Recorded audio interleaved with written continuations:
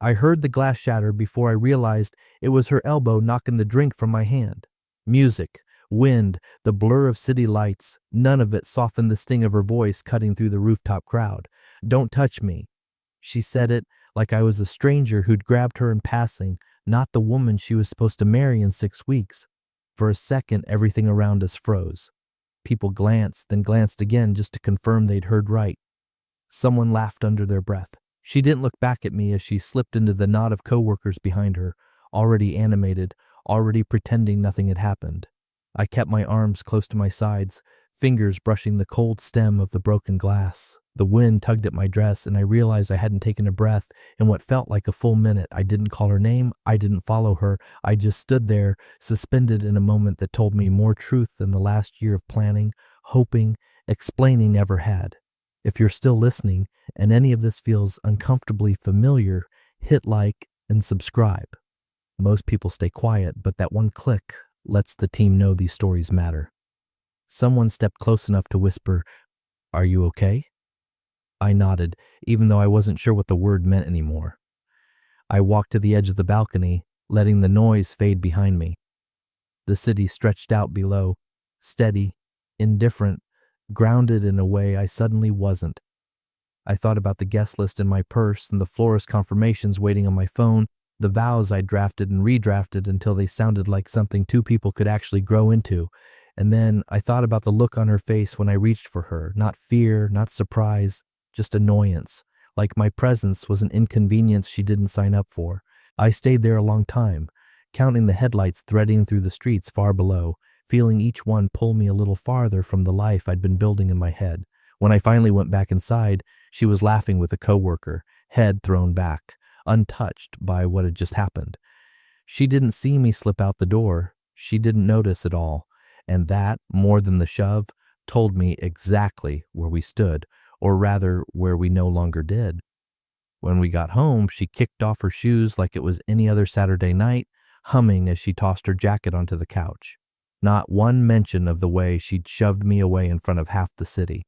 Not one flicker of awareness that something had cracked. When I finally asked if we could talk, she didn't even look up from her phone. "You overreacted," she said, as casually as if she were commenting on the weather. "You know how I get when I'm stressed." I nodded because arguing would have required pretending the moment hadn't gutted me. Instead, I walked into the bedroom, sat on the edge of the bed, and opened the wedding folder I'd kept tucked in the nightstand. Pages of careful notes, confirmations, timelines, my handwriting everywhere. I stared at it for a long time before taking out my laptop and pulling up the vendor list. One by one, I drafted quiet, polite emails. The caterer responded first, warm and understanding. "Completely fine," he wrote. "These things happen." The venue manager replied next with a short note that almost sounded relieved. By the time I canceled the hotel block, my hands had stopped trembling. She called from the living room, asking if I wanted tea. Her voice was light, unconcerned, the voice of someone who believed the future was still intact. I told her I'd make my own in a minute. I didn't tell her what I was doing, didn't tell anyone. My sister, my mother, my best friend, no one knew my best. It felt strangely freeing, moving through those decisions in absolute silence, as if speaking them out loud would somehow give her permission to talk me out of them, to rewrite what had already settled inside me as truth. By midnight, the inbox was filled with confirmations, refunds processed, holds released, dates freed. It was like watching a sandcastle dissolve under the tide, piece by piece, structure returning to its natural state, nothing forced, nothing shaped by expectation. I closed the laptop and listened to her laugh at something on TV, the sound drifting through the apartment like we hadn't taken two separate paths the moment she recoiled from me. She went to bed before me, kissing my cheek without noticing how cold I'd gone. As she pulled the covers up, she murmured something about finalizing the seating chart tomorrow. I just nodded, turning off the light. She still believed the wedding was moving forward. She still believed I was the one holding everything together. And for the first time, I realized she had no idea how quietly a person could let go. He picked the restaurant. Quiet, dim, the kind of place where conversations had room to breathe. I could tell from the way he kept folding and unfolding his napkin that he wasn't there to toast anything. When the server walked away, he leaned forward, elbows on the table, voice low. "Are you sure?" he asked. I tried to play dumb. About what? But the look he gave me was the same one he used back in college whenever I pretended an exam wasn't going to crush me. He exhaled slowly. About marrying someone who flinches when you reach for her, someone who acts like she's embarrassed to be seen next to you. The words landed heavier than I expected. I felt my fork slip a little in my hand. He didn't rush to fill the silence. He just let it hang there, like he knew I needed to hear it without interruption. Then he added, even softer, "We've all noticed it, not just what happened on the roof. The way she corrects you mid-sentence, the eye rolls, the sighs, the way she steps away when you talk. We just thought, maybe you didn't see it." I didn't answer right away. Instead, I let my mind replay moments I'd brushed off. Parties where she drifted away the moment I arrived. Dinners where she'd speak over me as if my voice were background noise. Times she'd smile for photos with everyone but me. I'd taught myself to absorb those moments like static. Unpleasant but ignorable, necessary even for the sake of keeping peace. I thought I was being patient, flexible, understanding, but hearing it from him, hearing that other people had clocked it long before I admitted it to myself, hit me with a strange mix of shame and relief. Shame that I'd normalized it. Relief that I wasn't imagining it. He reached for his water, hesitated, then added, "We all wanted to support you. Your family. But we didn't know how to say it without sounding harsh. After last night, though, I figured someone had to ask." I nodded slowly, feeling something shift, like a lens I'd been looking through for months finally wiped clean. Outside the window, a couple walked by holding hands, easy and natural. I watched them the way you watch something you once believed in but can no longer claim. I see it now," I said quietly. "All of it." He didn't smile. He just relaxed, shoulders loosening, as if he'd been carrying the weight of that conversation longer than I realized. And on the walk back to my car, the night colder than I'd dressed for, I felt the truth of it settling deeper. The illusion of partnership had always been fragile. I just hadn't realized how many people had seen the cracks before I finally let myself look. She was the one who pushed for a prenup, not me. Just to keep things clean, she'd said months earlier, already scrolling through her emails, already planning a meeting that didn't include me. I'd agreed, not because I expected trouble, but because I believed in preparation. I'd lived long enough to know that certainty is a luxury, not a guarantee. Our lawyer drafted the standard version first. Simple, straightforward. Then, one evening after she'd rushed out for a late dinner with coworkers, I sat at the dining table and revised a section, not out of spite, not even suspicion, just a quiet understanding that respect should never be one-sided. The clause was short, barely 2 sentences. It stated that if the wedding was canceled due to a mutual breakdown of trust, not infidelity, not abuse, just trust, neither party owed the other anything. No penalties, no claims, a cleanness. When we went to sign, she was juggling a call with a client, nodding along as our lawyer pointed to the initial spots. She didn't read the line. She just scribbled her name, murmured something about running late, and kissed the top of my head before hurrying out. I remember watching her walk away, heels clicking, voice bright and animated, so different from the tone she used with me when she thought no one else was listening. After the rooftop party, after her dismissive, "You overreacted," I opened the safe for the first time in months. The prenup sat where I'd left it, tucked in a folder, its edges still crisp. I traced her initials with my thumb, remembering how distracted she'd been, how sure of her own position, how unbothered by the idea of contracts because she assumed they'd never be used. Holding it now, I felt no triumph, no bitterness, just clarity, the kind that arrives quietly without fanfare when you finally acknowledge what has been obvious for far too long. She had drawn the first line in public when she shoved me away. I was simply following the one written on paper. I closed the safe gently, the click echoing a truth she didn't know yet. The exit had been prepared long before she gave me a reason to take it. 2 weeks later, I was at my desk when her Instagram story lit up my phone. A boomerang of her twirling in front of the estate gates captioned, "Venue tasting day." 3 heart emojis, a ring. It almost made me laugh. How easily she could curate excitement for strangers while being oblivious to the quiet dismantling happening right beneath her. I didn't watch the rest of her posts. I didn't need to. I already knew how the next hour would unfold. The estate manager called me first, out of courtesy. "She's here," he said gently, dressed to the nines and asking for the tasting room. I could hear the discomfort in his voice. "Do you want me to walk her through the cancellation again?" "No," I said. "Just be kind." He sighed with the weary understanding of someone who's seen too many weddings crumble before they begin. Of course. I imagined her stepping out of the car, heels digging into the gravel, smile bright enough to impress anyone watching. She probably brought her planner, maybe a friend, definitely the expectation of being doted on. She always loved moments where she could play bride without acknowledging the work behind it. I used to think it was endearing. The call from her came less than 10 minutes later. I let it ring twice before answering. Her voice was tight, forced steady. "Why didn't you tell me the venue was canceled?" I looked out the window, watching a leaf spin across the pavement. I figured the scream did. There was a beat, sharp, stunned silence, like she'd walked into a glass door she didn't know was there. "You're being dramatic," she finally said. "We can't just..." But I wasn't interested in hearing the rewrite of events.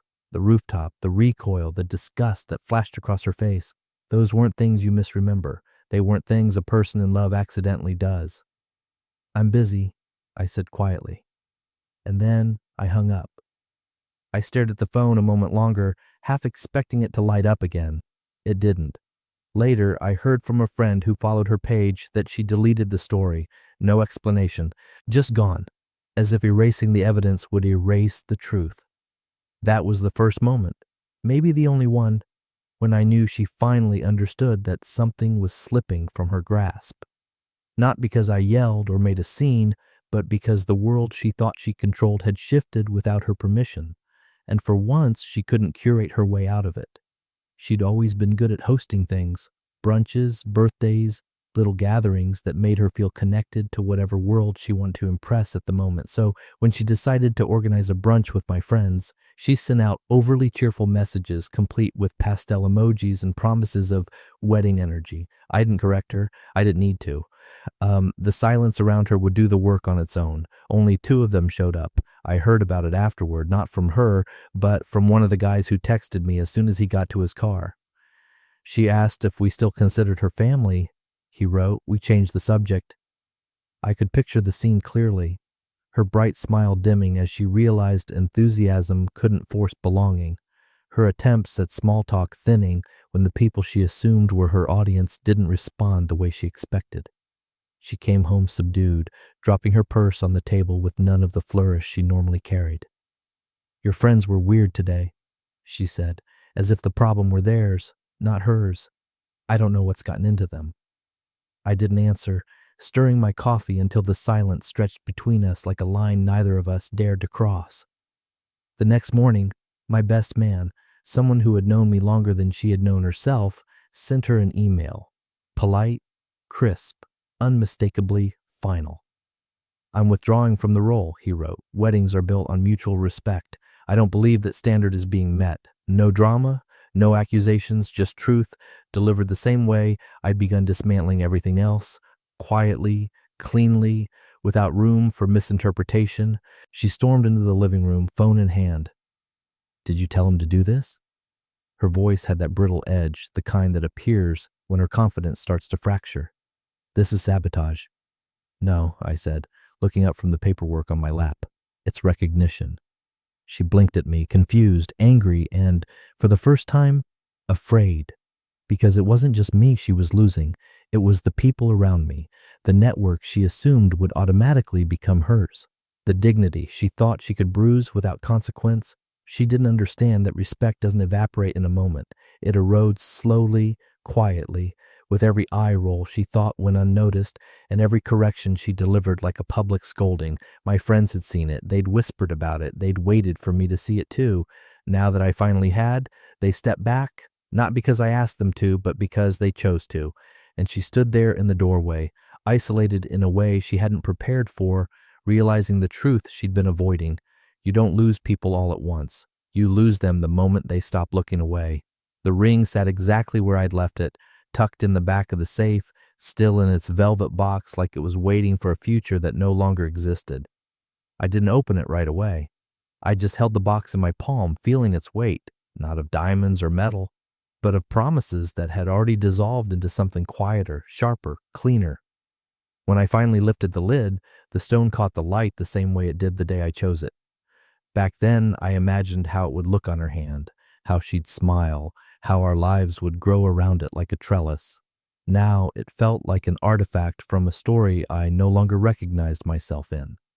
The jeweler remembered me. "We can buy it back," he said gently, almost cautiously, as if he were offering mercy. I shook my head. Selling it felt like undoing something, like trying to reclaim whatever was lost. I didn't want reclamation. I wanted transformation. "Can you melt it down?" I asked. He blinked, surprised. "Into what?" I thought for a moment, then, "Cufflinks, something simple, nothing flashy." His expression shifted. Respect mixed with understanding. He nodded. "I can do that." A week later, he handed me a small black box. Inside were the cufflinks, understated silver with the faintest hint of the original diamond embedded like a quiet secret. Not sentimental, not mournful, just mine. A reminder of what I rebuilt, not what I walked away from. I wore them to a fundraiser that weekend. A navy dress, hair pinned back, the cufflinks catching the soft ballroom light. Someone snapped a photo during a toast, unposed, candid, the kind that ends up in tagged albums and event recaps. She saw it. I know she did, because she liked everything the charity posted. Everything except that one picture. She didn't comment, didn't message, didn't ask. And for the first time, I realized her silence wasn't power. It was recognition. She understood exactly what those cufflinks meant. The ring hadn't been returned. It hadn't been discarded. It had been remade into something that would outlast the version of us she tried to curate. I didn't keep the ring, I kept the lesson, and I wore it on my sleeves. The letter was only one page, printed on heavy cream stock the way my attorney preferred for anything final. No embellishments, no softened language, just the facts. Wedding formally canceled, no mutual assets, no obligations outstanding. Prenup clause 4B activated, clean, precise, irreversible. I signed it without hesitation, the pen gliding smoothly, almost relieved to be put to use for something so definitive. My attorney sent it out that afternoon. By evening, my phone lit up with her name, once, twice, and then again, until the screen filled with a stack of missed calls like a countdown she couldn't stop. 19 calls in total. I didn't answer a single one. Each vibration felt less like urgency and more like the echo of a door she still believed she could wedge open. But conversations were what got us here. Her rewriting, my excusing, both of us pretending the rooftop hadn't stripped everything down to bone. Talking was pointless now. The only language left was documentation, the one she'd agreed to before she ever imagined needing protection from herself. The next morning, my attorney forwarded me a message from her lawyer. The tone was soft, almost pleading beneath the formal structure. Client is emotionally distraught and requests clarification on the cancellation terms. I didn't even bother sitting down before I typed my response. Client is not legally entitled to anything further. I read it twice, not because I doubted it, but because of how final it felt. Every boundary I'd ignored, every dismissal I'd absorbed, every moment I'd shifted myself smaller to keep peace. All of it ended in a sentence that didn't need emotion to carry its weight. Hours passed with no additional calls, no texts, no explosions, just a hollow kind of quiet settling into the apartment like dust on furniture you no longer plan to keep. She had wanted a conversation, a negotiation, a chance to twist the story into something less damning, but I wasn't offering a stage anymore. I'd given her the one thing she never gave me, clarity, and clarity doesn't debate. It concludes. She slipped into the room halfway through the gift opening, offering a rushed apology to the host as she set her purse down. No grand entrance, no attempt to command attention, just a subdued version of herself I hadn't seen before. Her eyes scanned the crowd until they found me near the back, holding a small cup of punch I didn't really want. I gave her a polite nod, nothing more, and watched the flicker of uncertainty cross her face. After a few minutes of pretending to mingle, she made her way over. "Can we talk?" she asked, already guiding me toward a hallway lined with family photos. The noise of the party faded behind us, replaced by the soft hum of a baby monitor in another room. She folded her arms, then unfolded them, searching for the right tone. "Do you really think I meant to embarrass you?" Her voice was soft, almost fragile, like she hoped gentleness could erase what happened. I held her gaze without flinching. Intent doesn't undo effect. The words hung between us, heavier than anything either of us had said since the night on the rooftop. She blinked, absorbing them like a blow she never expected.